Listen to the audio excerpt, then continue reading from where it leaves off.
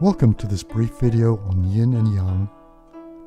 Most people today are conversant with the notions of Yin and Yang, and these words have essentially become part of the English language. There appears to be an intuitive and historically intercultural link between the feminine and the moon as being Yin, and the male and the sun as being Yang. It seems that we can find Yin and Yang in almost everything. On a microscopic level, we can see Yin and Yang in an atom, where negatively charged electrons orbit rapidly around a nucleus with positive protons. On a macroscopic level, we can see the yin and yang process playing out in the respiration of plants and animals. In Chinese philosophy, yin and yang are considered a fundamental concept of every aspect of existence. The two qualities are ideally in a dynamic balance. This is symbolized in the yin-yang circle, which represents the Taiji. In ancient Chinese cosmology, Taiji translates as the supreme ultimate, the source of all things and phenomena. Old texts state that the limitless produce the limited. This is Taiji. Taiji produced the two yin-yang forms. The Tao Te Ching states that the Tao gives birth to one, the Taichi. One produces two, that is yin and yang. Yin and yang must be linked by some form of relationship which gives rise to three, and these in turn are the origins of all things. Yang is symbolized by a single unbroken horizontal line. Yin is symbolized by a line with a break. The symbols are called the two Yao. Because in nature nothing is purely yin or yang, both properties can be modulated, and this is represented by additional layers or rows. These additional levels of granularity are used to better describe the behavior or state of nature in the world around us. Adding a second layer gives rise to the four xiang. The double yin gives rise to tai yin, or greater yin. The double yang gives rise to tai yang, or greater yang. And these can be modulated to give rise to shao yang, or lesser yang, and shao yin, or lesser yin. Shao yang is also known as yin within yang, and Shao Yin is also known as Yang within Yin. This can be viewed in terms of a representation of the seasons. The four seasons are highlighted by the equinoxes and the solstices. The spring and autumn equinoxes occur when the length of the day is the same as the length of the night. The summer solstice is the day with the longest interval of daylight, and the winter solstice has the longest night. These mark important reference points in the Chinese calendar.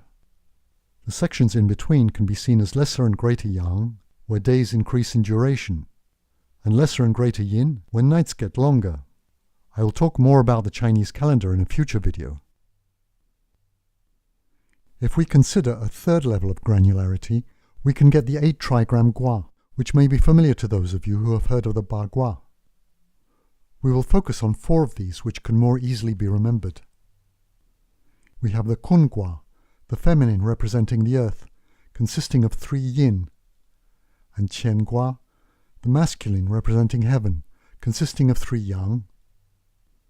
You will see that 2 more Gua will play a very significant role. Kang Gua represents water, and the symbol can be explained as follows. Water, like yin, can be considered to be yielding on the outside. However, if we have a large body of water, a sea or a flood, it can exhibit great force. So water is symbolized by yin at its exterior and yang in the middle.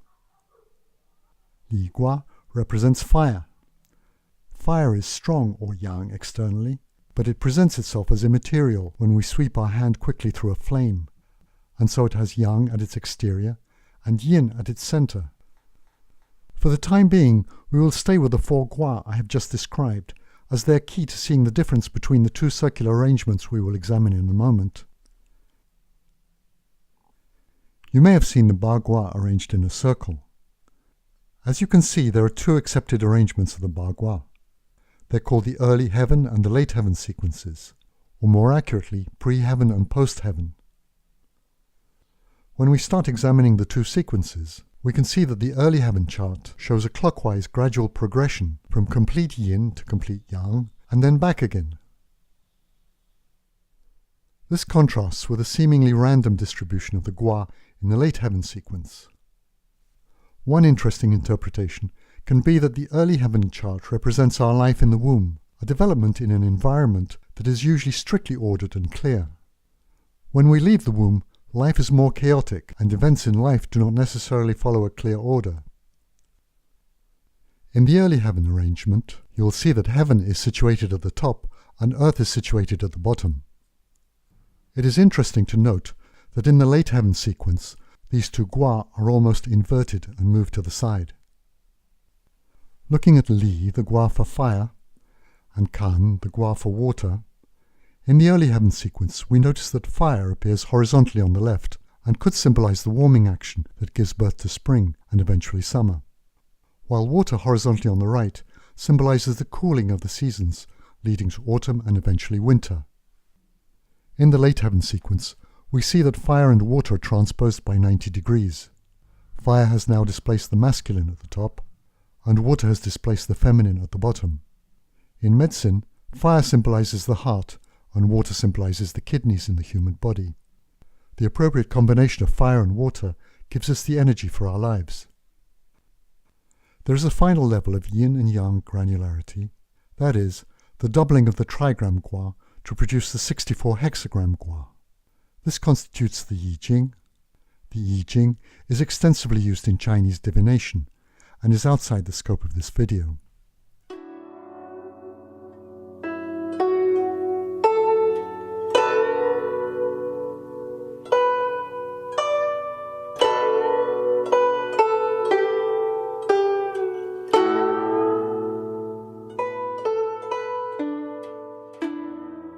Yin and Yang also describe process or behavior. We can see them as complementary and dynamic in nature. Yin and Yang are said to be opposite or complementary. Opposites usually have a negating connotation. If we add in the dimension of time, some opposites can be seen as a different part of a cycle, such as day and night or summer and winter. Complements have a more positive connotation, in that we believe that their effect is more than the sum of their individual parts. There is an interdependence that augments each side when they're put together. This can be seen in happily married couples, for example. We could even go further by saying that we can only recognize things because of their complements. We can observe form because of the void surrounding it. We can see white because there is black. And nothing is uniquely yin or uniquely yang. They need to be considered together and relative to one another. Yin and Yang are continually changing. This observation was probably inspired by the cycles of the moon, seen to change every night. Sometimes change can be very fast, as in a change of mood. Sometimes it's very slow, as in the change of seasons. This aspect of Yin and Yang plays a large role in Chinese culture, especially with respect to luck and destiny. You can see this reflected in the Chinese story of the old man and his horse. Every time the man's luck changes, he knows it will change back again. I encourage you to look the story up on the web if you don't know it already. In our environment, there is constant transformation and intermingling of yin and yang. This is particularly apparent in agriculture, where weather may vary within a season. Transformation is normal, but it needs to be harmonious. This idea of harmony within our body is equivalent to the notion of homeostasis in Western medicine. To maintain our health, we have to adapt to these changes in our environment, with our clothing and eating and sleeping habits. Abrupt or persistent disharmony leads to a pathological state, that's to say, illness. The TCM model shows 4 possibilities of yin-yang disharmony. Predomination of yang can be produced simply by an excess of yang, but a second form of yang domination may be the result of yin deficiency. A parallel explanation exists for the predominance of yin. There may be an excess of yin, or there may be yang deficiency. The deficiency causes of imbalance are very important, as deficiency is often seen in chronic diseases. Many people turn to Chinese medicine when they have chronic diseases, and they see that Western medicine is unable to help them. Chronic diseases often have a root in deficiency, which may not always be obvious. A final property is sometimes forgotten, although it is very evident in the Taiji circle. Every extreme contains the seeds of the opposite. This can produce confusion in a diagnosis, where signs and symptoms in reality correspond to the converse of what they normally mean. The clearest example of this is a short period of apparent sudden recovery, sometimes seen before death.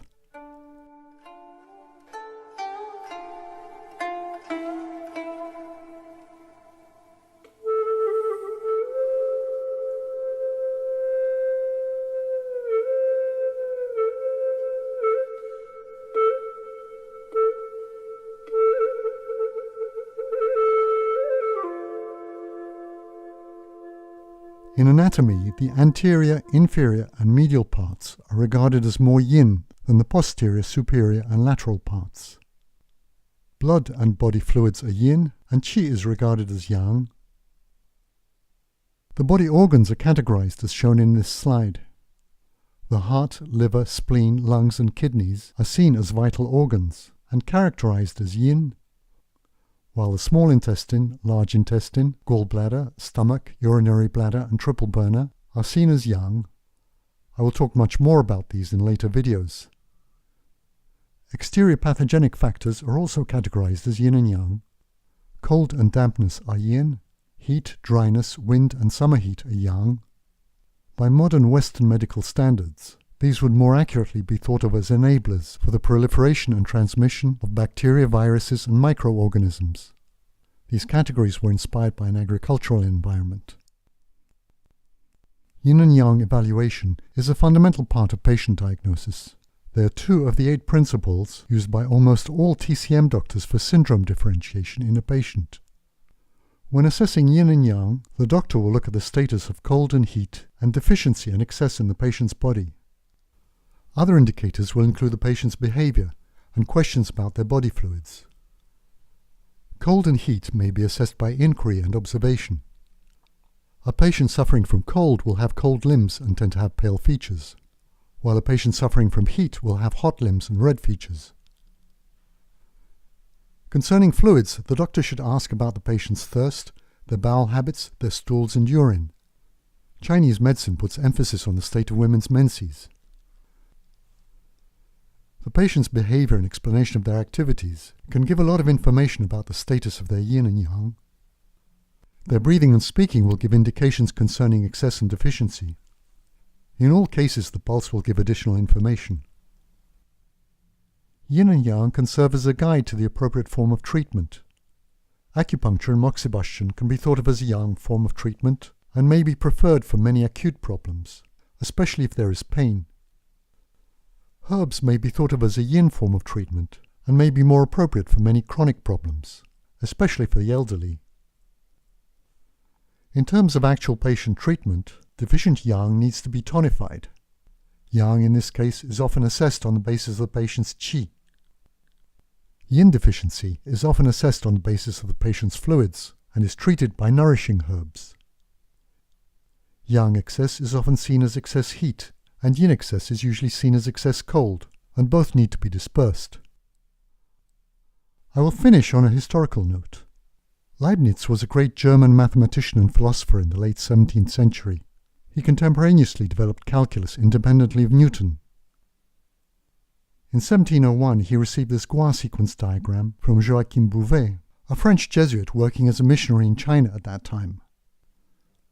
These are 2 arrangements of the 64 I Ching hexagram Gua, which have an interesting correspondence with the binary number sequence. The I Ching, or Book of Changes, dates back at least 3,000 years. This arrangement in particular was produced by Shaoyong in the 11th century. This diagram inspired Leibniz in his work on the binary number system, which today is the basis of all computers. This began the interpretation of Chinese thought and discoveries in terms of Western philosophy and science. In my opinion, this has led to the misinterpretation and criticism of many valuable Chinese ideas, especially as we shall see later in Chinese medicine. I will illustrate this with the Bagua diagrams we examined earlier. Interpreting the yin symbols as zeros and the yang symbols as ones, and taking the reference point as being the center, the binary equivalence of the Gua is shown in this diagram. The decimal equivalent of the binary values is shown here. First, this confirms an apparently random pattern in the late heaven Bagua.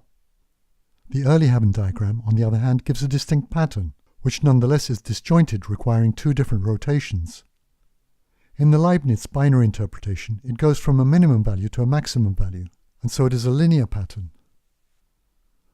Stepping aside from this interpretation, we can see a gradual clockwise progression of the Gua, from Yin to Yang, followed by a parallel progression from Yang to Yin, which can repeat ad infinitum. This is a cyclic periodic pattern. This difference between cyclicality and linearity is a theme that we will see again. Thank you for watching this video, and I hope you'll join me for future videos in this series.